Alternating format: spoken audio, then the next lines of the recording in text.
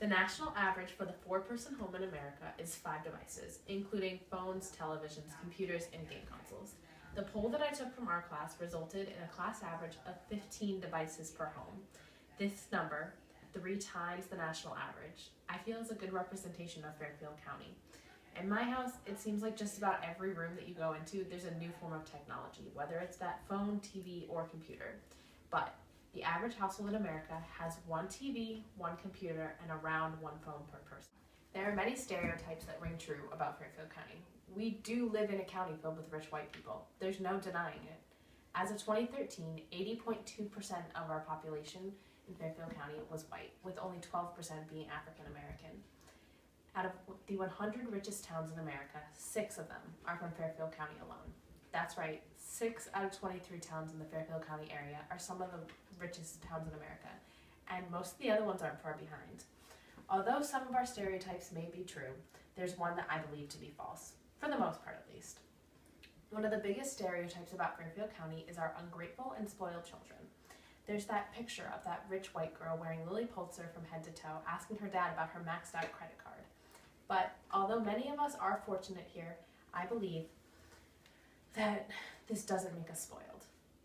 Living in Fairfield County, it seems that we've become almost accustomed to a certain style of living. And this doesn't make us spoiled or ungrateful, it just makes us unaware. About a month ago, I was down in Maryland at a college visit, speaking with a girl in about the same situation that I was. She was the same as me in almost every way. She gotten in the same college process as me. She even looked and dressed a lot like me. But we were walking by a classroom, so I saw a chalkboard, and I made a joke about how those are only in the movies these days and how I hadn't seen one in years. She seemed confused by this comment because in her classroom, they still had chalkboards. When I mentioned smartboards, she had no idea what I was talking about. She'd never even heard of one. But we've had smartboards in most of our classes since around the 4th grade, so I just assumed that everybody else did too. Things like MacBook Pro cards and iPad cards and the option of a Mac or Dell computer lab, even just all the tech equipment that we have, are things that Barlow's always seemed to have, and that just isn't the norm. Living in Fairfield County has put us in a bubble in which we've adapted to a certain style of living.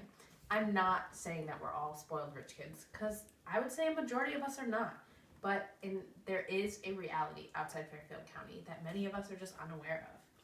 A reality in which a 4-person family doesn't live in a house filled with 17 fireplaces, and every person doesn't have their own Mac, iPad, computer, and phone. Now, I'm sure that many of you have updated your iPhone just because you wanted a new one. We often find this gray area between what we want and what we need.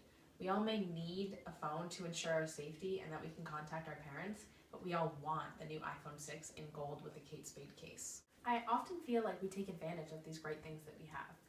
Things like coach buses for away teams, 3D printers in the school, TV monitors in the halls, and even just the microscopes in all of our lab rooms are oftentimes overlooked. While we live in a bubble, I believe that next year is a time for us all to leave that bubble.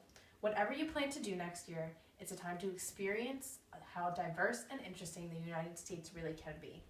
I believe that the next couple of years is a time for us to leave all the rich white people that we've surrounded ourselves with. No matter where you go, you will find those who are spoiled. And I don't want you to think that there aren't spoiled people here in Fairfield County, because there are. But I truly believe that those who are grateful and appreciative of their fortunes greatly outweigh those who have been corrupted by their riches. Fairfield County is a great place filled with a lot of really great people, and my hope is that next year you go to a new place with a lot of really new and interesting people.